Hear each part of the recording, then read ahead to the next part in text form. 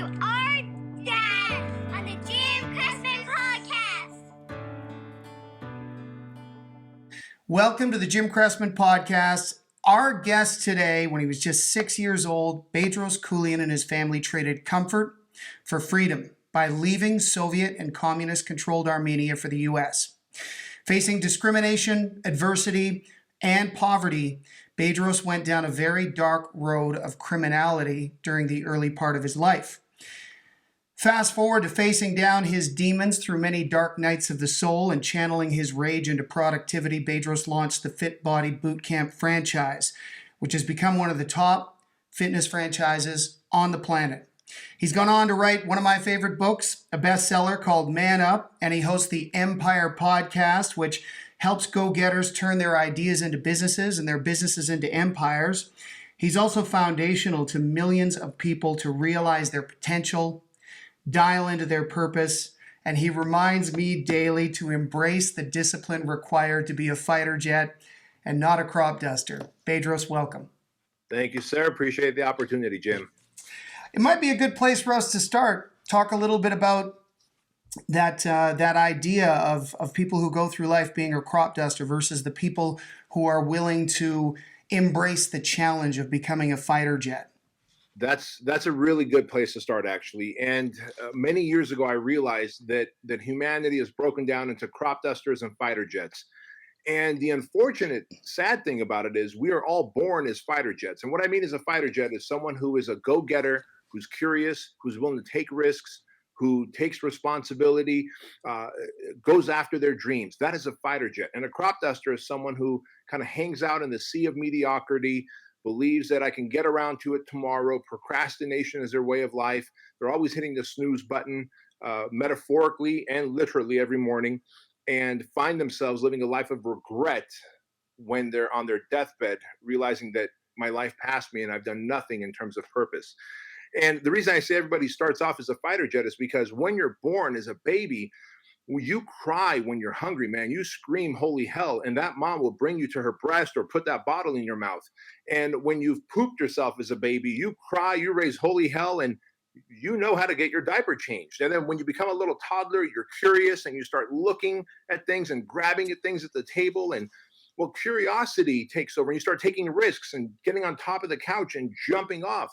All those things that we need to thrive in life end up getting neutered by our parents, by our grandparents, by the school system that says, slow down, watch out, Jim, be careful, don't say that, you might hurt yourself, you might hurt someone else's feelings.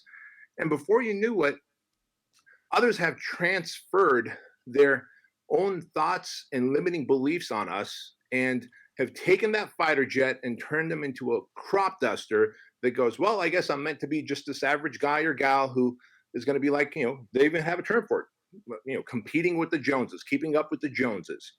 I don't ever want to keep up with the Joneses, man. I know that I'm here to live a life of purpose, of impact, of influence, and I need to take risks. I need to go after what I want, and I need to make people evangelical about my mission. And for that to happen, there is a fair amount of risk involved, and people have just kind of lost their claws and things to go after those things, and that's just a sad state. One component of this story that resonated with me, and I know it resonates with lots of people, is this idea that your parents, grandparents, society, schooling, all sort of teaches us to do everything we can to suppress our rage, our anger, our frustration, and you have posited the idea that should be turned into fuel for your ambitions. Yep. And tell us a little bit about that, because that just seems to be so applicable for the world we're dealing with right now, where a lot of things are out of our control. Yeah. Well, it doesn't matter if you believe in God, in Allah, in Buddha, or just the universe, whoever or whatever created us. I believe, and I think most people will agree, that we are an amazing mechanism of thoughts, of emotions, of ideas that we turn into technology and infrastructure and products and services. So surely there's nothing out of place in this great human mind and body that we have. And so how can we even assume that rage, jealousy, any kind of negative emotions, being a control freak. People go, "You're such a control freak." I just reframe it and I go, "I'm a control king." Because if I can control my time, my productivity, I can control my wife, I can control my friends. People go, "Wait, how do you control your wife?" I go, "Because when I'm out of town, I send her love text messages that I love her, that I miss her. And even if I'm speaking on stage to 2,000 people, none of them hold a candle to speaking to her sitting on her couch." And when I do that, I now have a wife that I come home to who's happy, who's excited, and doesn't just go, "Well, while you were out there getting loved up by 2,000 people, I was here dealing with the kids and the house and the plumbing and the whatever." And so, all this to say that those negative emotions that people call negative emotions, hate, anger, rage, jealousy, are there for a reason. Now, we could certainly act negatively because of that and go commit crimes and get boozed up on drugs and alcohol and erode our lives, or we could use it as energy and energy as fuel to make a difference, to create a positive outcome. So it's very easy to take a negative emotion and say, "You know what? Great. Go ahead and call me a foreigner. Call me an immigrant. Tell me that I'm supposed to go back to my own country because I'm taking your American jobs. I will show you that I will become so rich and I will become so wealthy and I will be so generous with my money that you will want millions more of Americans like me in this country." And that's exactly what I've done. And so had I used that hate and that rage as, and there was times in my teens and early 20s that I did use it negatively. I got into fights and carjackings and things of that sort that I massively regret. It never worked out in my favor. But when I use it as fuel and energy to show the world that I can do it, and in the process, elevate myself and my family, my community, my tribe to a better place, there's nothing wrong with those emotions. We need them. They're there for a reason. Don't stifle them. What triggered that mindset, Bedros? What took you, what experience or situation in your life made you go, "You know what? Rather than trying to get rid of this component of my personality, I am going to integrate it into my overall success model"? What happened in your life that triggered that and inspired it? I think as I went from my 20s into my early 30s and then into my late 30s, around 38 years old, I had this massive anxiety attack, which I thought was a panic attack. I talk about it in my book, Man Up. And after the age of 38, I started to become a lot more self aware, Jim. And part of that self awareness was one morning I woke up, I was probably 39, almost 40. I woke up, there was no reason for me to be in a dark mood. And I was in this dark mental place. I slept well. Um, I didn't have any weird nightmares that freaked me out, but I woke up in a dark place. And for the first time ever in my life, using self awareness, basically being a human being, using consciousness instead of using my animal nature, because we are also human animals and human beings. We ebb and flow between human animal and human being. And as a human being, I said, "Hey, wait a minute. Instead of emotionally reacting and being snappy towards my wife and then being a jerk at work and saying I'm going to have a crappy workout today, let me just sit on the edge of the bed and analyze. Why am I having this? I can't figure out why." The only thing I was able to figure out, Jim, is that maybe the universe says we just need to remind you that you have a good life. And so we're giving you a bad headspace right now to help you feel a sense of gratitude. And I literally that's when I started. In my book, I talk about sending out 3 gratitude text messages every single day to people I'm grateful for and I appreciate. That was the morning that I did that. I sat on the edge of the bed, like I have no reason to be sad and dark and gloomy. So all I can think is this is a lesson from the universe to remind me that I have a very good life, that I should be grateful towards it. And as Tony Robbins says, when you start changing the conversation in your head, the mindset follows. And so I was like, you know what? I'm going to text 3 people how much I love them, appreciate them, I'm grateful for them instead. And as I was doing that, my whole day shifted to a much brighter day. And I'm like, holy crap.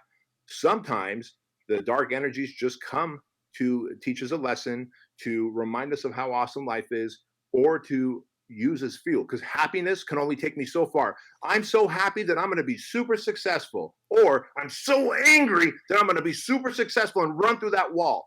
Anger will help me run through that wall and save people out of a burning building more than happiness will, more than joy will. And so we need that as fuel. You are a motivational monster. You know, every time I want to get jacked up, I just go to your Instagram page and I feel what you're, I pick up what you're putting down. Let's put it that way. Thank you. How do you give people real tactics and strategies to integrate into their life daily? Because a lot of people probably hear your messages, same as me, and they go, okay, I'm motivated, I'm ready to go. Where do I start? And what advice do you give people who want to turn their life around, who want to shift their perspective, who want to take action? Where do they start?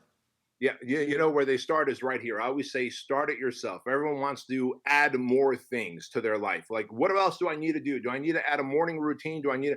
I got an idea. Why don't you start taking away things? If you're binge watching Netflix at night, why don't you just stop binge watching Netflix? If you're eating a whole bunch of ice cream at night and then waking up fatter and angry at yourself and depressed because you let your willpower, why don't you just control what you're eating? So it's actually happiness and discipline through subtraction, not addition to your life. So if you're stressed and unhappy, the last thing you want is more shit added to your life in terms of rules to follow. How about we take away the Netflix? How about we take away the social media binging? How about we take away the FOMO, the people that we're following who always put the highlight reels up of their life, making us feel like our life is so inferior to theirs. If you just block those people or mute them or unsubscribe from them, then you won't see and have that fear of missing out, the FOMO component. And as we subtract all the bad things out of our life, but subtract a couple things at a time, build a habit for 3 weeks, subtract a couple more.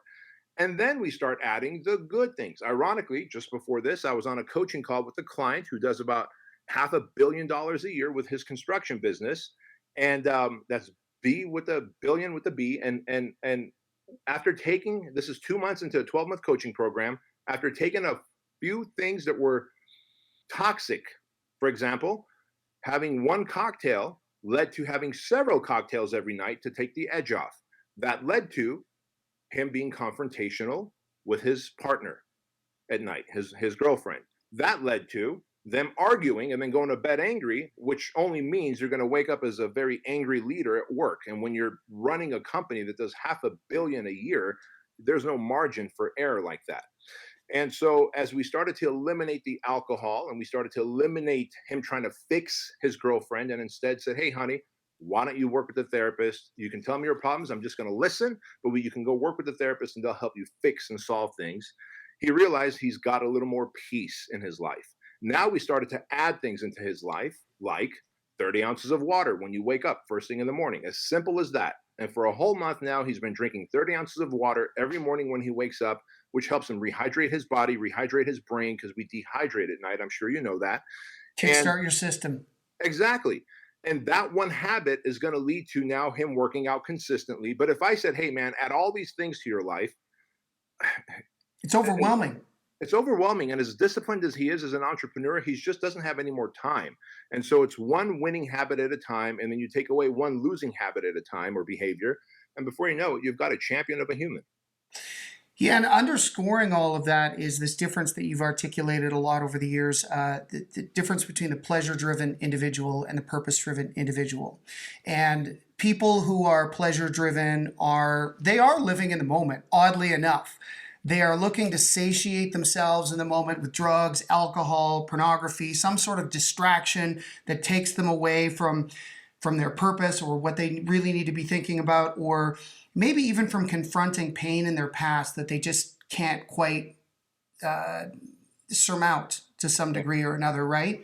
So again, is it encouraging people to get into their own personal history a little bit? Do you go that deep and go, hey, listen, if you got some demons to confront, you can drink every night and they'll fade, they'll fade into the background and you will continue to mitigate that process. But at some point you have to man up and you have to face those demons and you have to break through that wall. Yeah, and that's exactly right, Jim, because at the end of the day, all addiction is a response to trauma. And when you think about that, 1 out of every 4 people have been sexually abused and 1 out of every 3 people have been physically or mentally abused. Just, a third of people out there have had some kind of abuse, trauma that puts filters on your eyes and your ears. In other words, if like, for example, I've been sexually abused. Growing up as a kid, I was molested by two older boys. I talk about that openly after healing and working with a therapist. But up until the age of 38, mom was the word, man. My wife, no one knew about it. And I would carry the weight of that because I had shame, rage, and confusion about what had happened to me.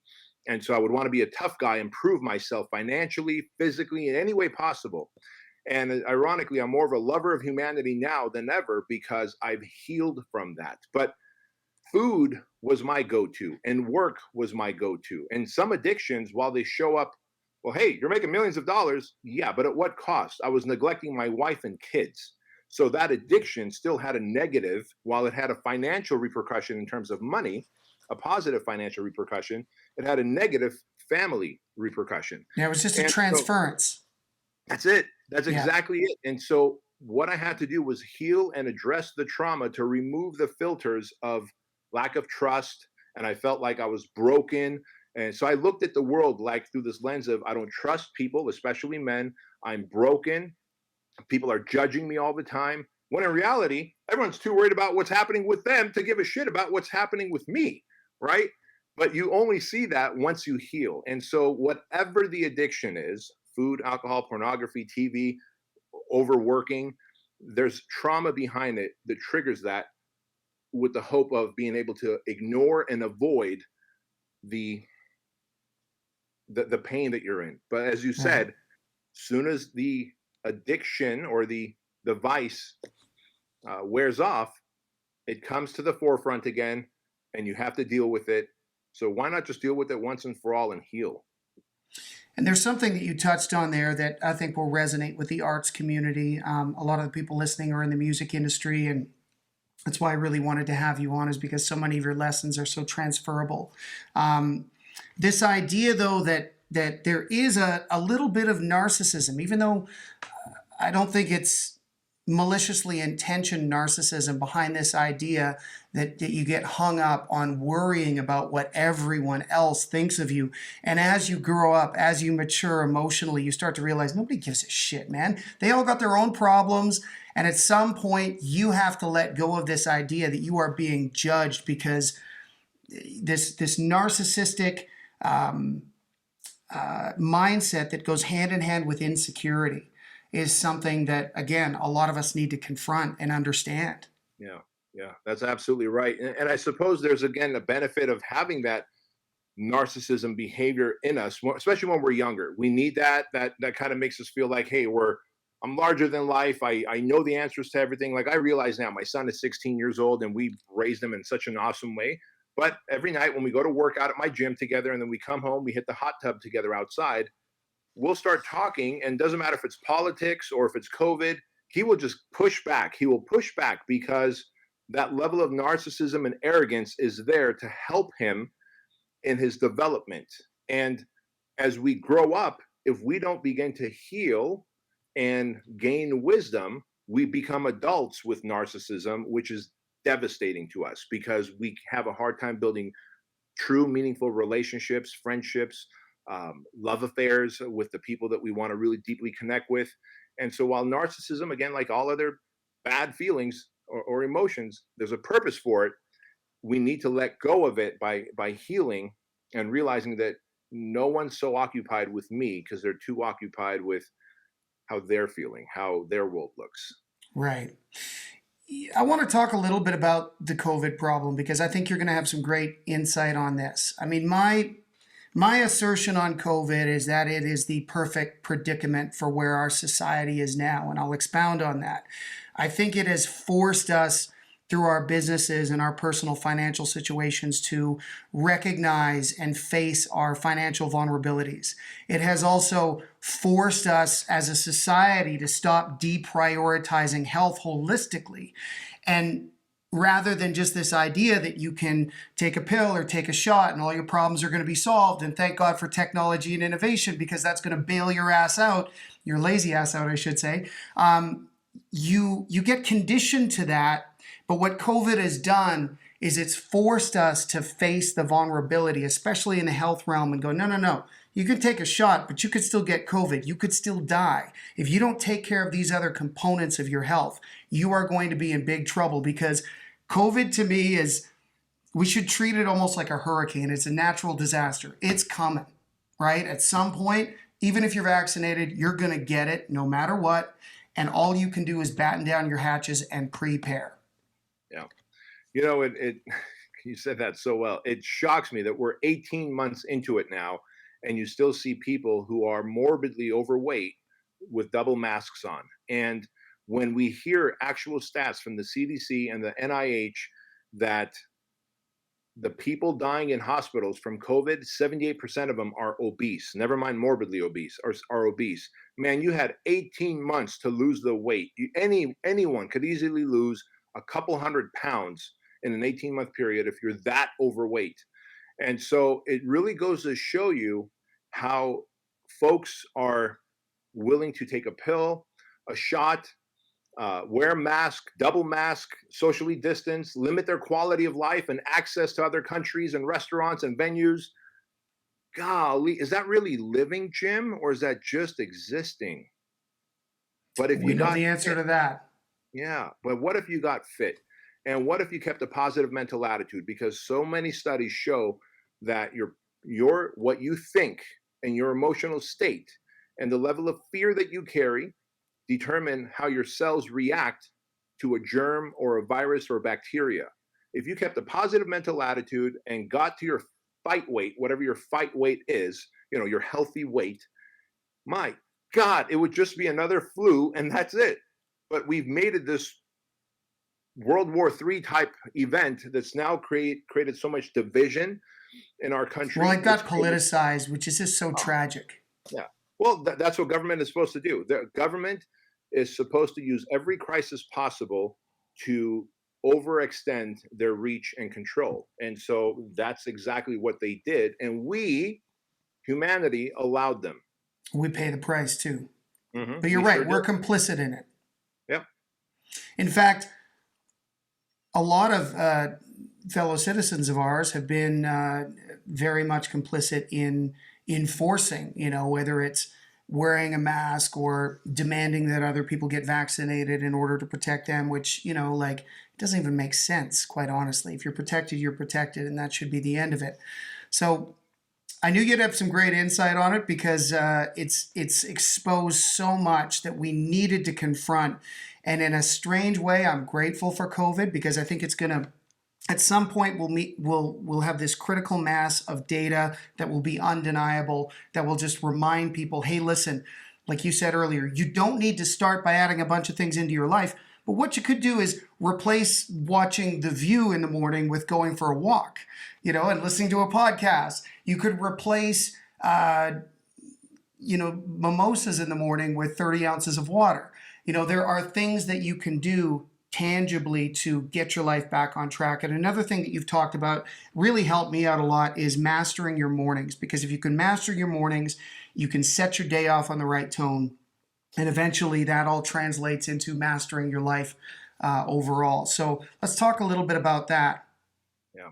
To that point, I believe that the greatest work that any man or woman can do on this planet is the work of self-mastery, of understanding who you are not, what's negotiable for you and what's not, what your core values are, what you're willing to die for, battle for, go to war for, or say, this is not a battle I'm willing to fight. Most people have not taken the time to develop self-mastery because of the chaos that we're surrounded with social media and news media and just overwhelmed. We don't have time to go internal and think and process and grow. All this to say that, remind me again of the core of the question. We're just talking a little bit about morning routine, right? And mastering that, because again, I love your advice, and I think that sometimes though it's getting that advice into bite-sized chunks down to where people can integrate components of that into their day to make a difference. And so to that point, when people will ask me, okay, well, where do I start with self-mastery? If it's that important for me to know what I will negotiate on, what I won't, my core values are, where do I start? I go, your morning routine. Because if you can master your morning routine, in other words, waking up when you set your alarm and not hitting that snooze button so that you have kept your word to yourself. Imagine the first thing in the morning, if you break your word to yourself, you've lost credibility. And people do that every morning, millions of them every day, by hitting that snooze button. What if you kept your word and you gained credibility by not hitting the snooze button. And then you had your 30 ounces of water to rehydrate and reactivate your body. And then you actually went out and did your workout like you planned on instead of screen sucking from social media. And having a morning routine that is designed to get you to stack W's versus L's. Because we need to be able to stack W's. When you stack one win, you get another win and another. If you stack one L, you're more likely to get another loss and another loss. And so I always tell people, look, if you want to really develop self-mastery, the best place to start is a morning routine. Because if you win your morning, you win your day. You win your day, you win your week, you win your week, you win your month, you win your month, you win your year.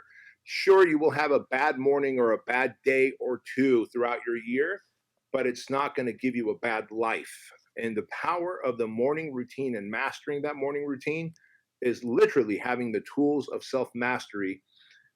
But again, most people have such chaotic lives that they never take the time to even walk upstairs or wherever their bedroom might, for me it's upstairs, to wherever their bedroom might be, to walk there with 30 ounces of water in the evening so that it's there for you in the morning. Yes, start it off right. Most things in life that we succeed at, it's through a combination of intensity and consistency. And physicality is no exception, right? I've gotten lots of my friends in the music industry who often give me the excuse of, I don't have time to work out. I'm like, okay, set your interval timer on your phone for 10 minutes. At the top of each minute, you're going to do 10 push-ups, right? Can you do 10 push-ups? Yes. Okay, great. Well, after 10 minutes, you've done 100 push-ups. Now, you stack that up. That's 700 push-ups a week. That's 3,000 push-ups a month. It's not brain surgery. And if you can't find 10 minutes in your day to dedicate to your health, then you're never going to get into shape. So stop fooling yourself or start with the 10 minutes. And again, I appreciate having you on because you take these ideas and concepts that seem overwhelming of getting your shit together and getting your life on track and then breaking them down into, well, you know what? I could put aside 10 minutes a day for the next 30 days and see how I feel. I could drink 30 ounces of water every morning for the next 30 days and see if that helps stimulate a new routine. And I just think that's the number one limiting belief for people, especially as it pertains to fitness. They don't know where to start. Agreed. Yeah. Well said. So another component of your book that I love, and I think it's resonates so well with the arts community, is finding a deeper purpose and mission by channeling your passion into service for others. And a lot of times when it comes to the music industry, people go, I want to be famous. And I go, great, you want to be famous. But what do you have to say? What value do you have to bring through the messages of the songs you've written, your experiential wisdom that are going to take away pain or remind people of beautiful situations in their life that are going to resonate with some sort of feeling in them that's going to drive them to become a fan? And it's sort of connecting them with this idea that they can become famous and they can achieve that goal through working hard to align that passion and purpose in the service of others. And you expound on that so beautifully in Man Up. Yeah. So I'm convinced that the rent that we pay to spend time on this beautiful planet is the rent in the form of service to others. And everyone feels that. And anyone who's, this is going to cause some confrontation and conflict here, but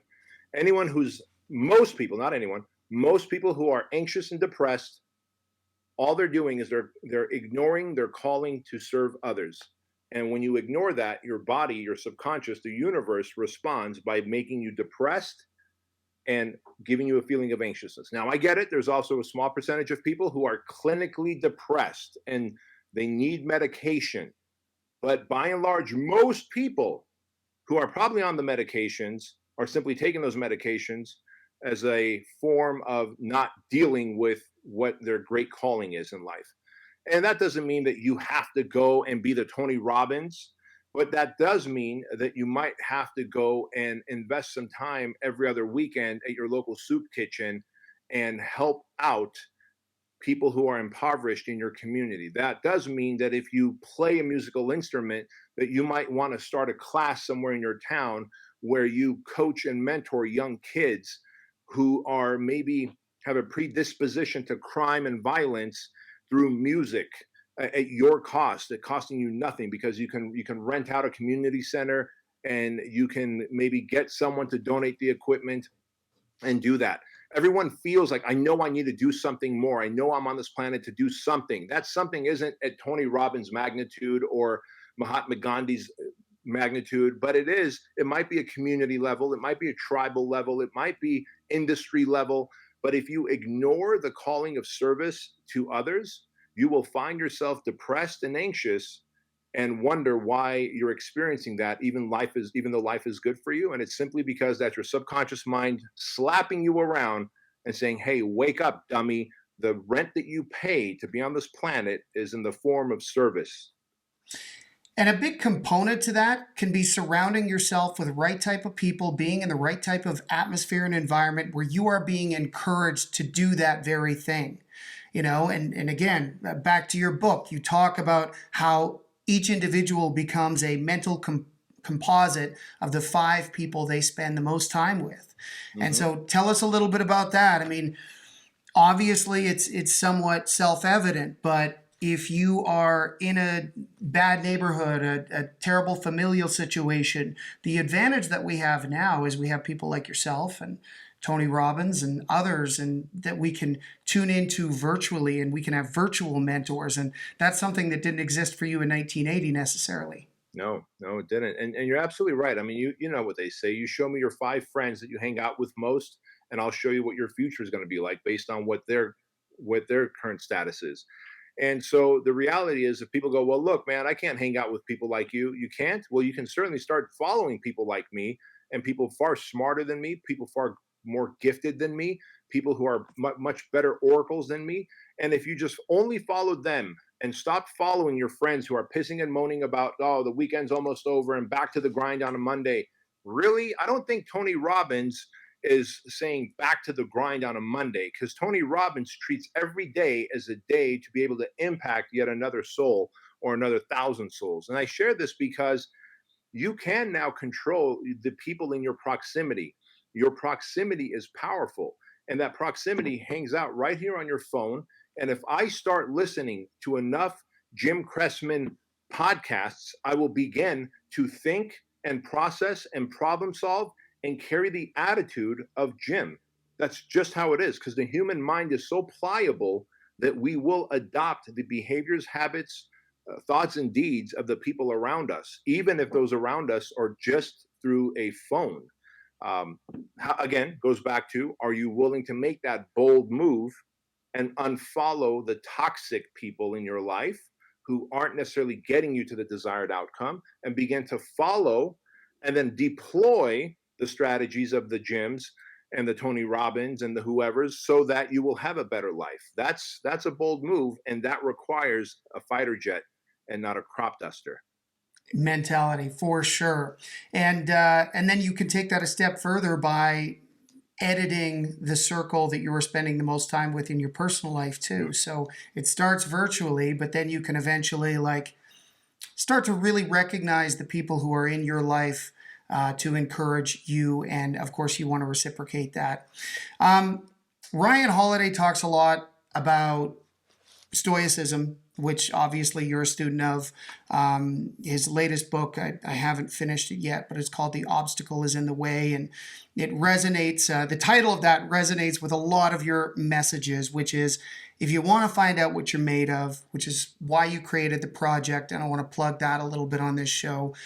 If you want to find out what you're made of, you got to rise to challenges. You got to put yourself in uncomfortable situations and see what you are made of. And by and large, I'll bet people mostly surprise themselves. Am I wrong?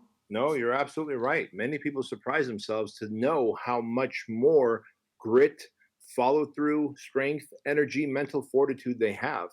And the reason that's so important to constantly seek out adversity and suffering, and you're like, wait, what did he say? Seek out adversity and suffering? Yes, that used to be factory installed in our lives when we were cavemen, because you're hungry and you want to eat the saber-toothed tiger. The problem is the saber-toothed tiger wants to eat you as well. And so you and your wife and your little children are kind of huddled up in a little cave and you're hungry and you're thirsty and you need warmth and you're trying to start fire with wet sticks. You're trying to fight off a saber-toothed tiger who's trying to eat you with a spear. You're trying to somehow make it to the river and come back with a bowl of water for your family before that tiger can eat you. All those things are natural sources of adversity and suffering that help you elevate and become the highest version of yourself. Sadly, the convenience and comfort economy that we live today, where hell, there used to be a little bit of discomfort in getting transportation back in the day, even 10 years ago, when you land in a new city and you better have either rented a car or booked a taxi ahead of time. And if you're going to go back to the airport from the hotel, you got to call the taxi. People are like, wow, you have to call a taxi? Yeah, you have to call a taxi and then say, tomorrow morning at 8 a.m., pick me up from the Marriott and take me to the airport in St. Louis. Don't forget that wake-up call. Don't forget that wake-up call. And the wake-up call, Yeah. right? And now, at the click of a button, we can get the car that we want to show up. We can let them know through the app if we want the car to be heated or air conditioned, if we are prone to having conversations. While I love those features of convenience and comfort, groceries now show up to our door. You can even say if you want how many spots you want on the banana. If you want a green banana, a yellow banana, or one that is brown just enough. If you ever go on that grocery store app that my wife has, it fascinates me, Jim. And I share this because we've gotten so convenient and comfortable that we have gotten gelatinous in our mental muscles, emotional muscles, decision-making muscles, and our physical muscles. We have no freaking backbone anymore to be able to stand up against what we know is tyranny, what we feel. I don't need the news to tell me that I'm experiencing tyranny right now. I feel it. A free human feels tyranny and says this is not right and has the backbone to stand up against it. But if you've gotten so comfortable and you have gotten so accustomed to convenience, you will never stand for anything. And that's the unfortunate place that society is at, because weak men create bad times. Bad times, as we know, create strong men, and strong men create good times, and good times create weak men again. So the cycle, we are just somewhere on that cycle right now.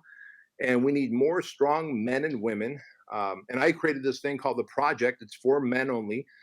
For 75 hours straight, myself, a Navy SEAL, a very angry Marine, a former SWAT operator, and a MMA fighter put these men through physical, mental, and emotional hardship with a lot of coaching on lifestyle and business development, dating your wife, overcoming your life's traumas and adversities, such as abuse, whether it's sexual, physical, mental. So it's not just, hey, you're hiking for 75 hours straight, going to the beach, and the Navy SEALs torturing you in the ocean. But it's really that adversity peppered with coaching and education, where the men who graduate on the other side of that 75 hours are part of a brotherhood who really dominate in their 4 F-bombs. And the 4 F-bombs that the project is all about is their faith, their fitness, their family, and their finance. And people go, faith? What kind of faith? Are we talking Christianity or Buddhism? Well, faith, there is a higher power. You decide what that is. But what I'm more concerned with is the faith in yourself, the confidence in yourself to make a decision and stick to that decision and follow through with that decision. Most people don't even have that level of faith in themselves, let alone of a higher power. So the project is something that's very different than traditional self-development programs, because it's physical, it's in person, it's 75 hours straight. We control their food, their sleep, every minute of their day. But those that graduate to the other side are just amazing, amazing humans. And we've had guys who are from real estate developers to fitness guys to celebrities to 2 professional poker players. Like people, a pastor just went through it. And this guy's a savage. And his message now of Christianity and salvation through Jesus is multiplied, because he realized that he had this little disfigurement in his arm. One arm is slightly shorter than the other, and unless you look, you won't be able to tell. But that became a limiting component of his message of salvation, and he very quickly overcame that in the project. And so I share this because adversity really does build you up and exposes you to your highest self. And most people have zero adversity these days because of the convenience and comfort economy we live in. Yeah, all of the old world religions have preached since the beginning of time that suffering is the way. Whether it's fasting or whatever it is that they encourage, that is the way to finding out who you really are. And I really believe that yourself and lots of people who are in your space are very popularized by the heterodox opinions that you hold versus society, which has said for the last 20, maybe 30 years, if you're being too manly, you are inciting toxic masculinity and you're propagating toxic masculinity. If you are embracing your manhood, that's something that you should suppress and deny rather than embrace and be proud of. And what do you think it was culturally or societally that sort of spurred on this idea that being weak is virtuous? Well, yeah, the sad reality is they don't necessarily come out and say that being weak is virtuous. They say being masculine is toxic. And let's just talk about that for a moment, Jim, because those two words don't even belong together. A man can either be toxic or masculine. If you're masculine, then you are decisive, you are physically strong, but you also know how to control your anger and your rage. You open doors, say please and thank yous. You show respect to others and expect respect back. That is a masculine man, a helper, a servant of society. A toxic man is one who is passive aggressive, has never been taught to speak his mind, has never been encouraged to be physically strong, and therefore lacks confidence in himself. And by being passive aggressive, they let it build up, build up, build up, and then they explode at people. And you go, whoa, bro, whoa, what is the matter with you, man? So there's toxic men and there's masculine men, but there are zero toxic masculinity men. But the media, who thrives on declawing and defanging men, because the reality is, and I know, again, this is going to be politically incorrect, but it's men who are going to stand in the gap when the battle begins. God forbid the battle begins, it's going to be men who will stand in the gap. And so we don't need to declaw and defang women. Women have a very important job that men can't do, many important jobs. Women are nurturers. Women give birth to the population would die if women went on a strike and said, no men can come near me, right? Like they are caretakers of society. Like my wife, she will organize the controlled chaos that I'm unable to control. She will organize and have a team behind me as I plow forward in another business venture, because she's so well gifted in that area. And I'm gifted in the area of plowing forward and taking risks and knowing how to make those quick decisions in areas of business. But I share this with you because if the media is truly the voice of the government, and remember, you're talking to a former communist here who escaped the Soviet Union, and the Soviet Union did use the media as the voice of the government, and we are seeing signs of that now. If the media is the voice of the government, and if the government wants to declaw and defang masculine men like Jim, so that if the time comes, Jim is fearful and doesn't stand in the gap, then it makes sense to point at you and say, the way you are, that flag on your chest, sir, is toxic. You are insensitive, and in fact, you seem intimidating with that confident stare that you're giving me. And I wonder if you might be thinking of inciting violence against me, when in reality, what I see, Jim, is a very confident, patriotic man. Well, thank you for saying that. It's one of my favorite Rocky Balboa t-shirts, so I wear it with pride on a number of different levels. Bedros, thank you for deploying the messages you do, but moreover, thank you for walking the walk and being an example of what a man can be when he realizes his potential and decides he's going to chase it with absolute relentlessness. I'm thrilled to have been able to share this podcast with my audience, and very grateful for the time you've given me today. Thank you. Thank you so much, Jim. And I appreciate you, my friend, and can't wait to be able to share this podcast with my audience as well. Take care.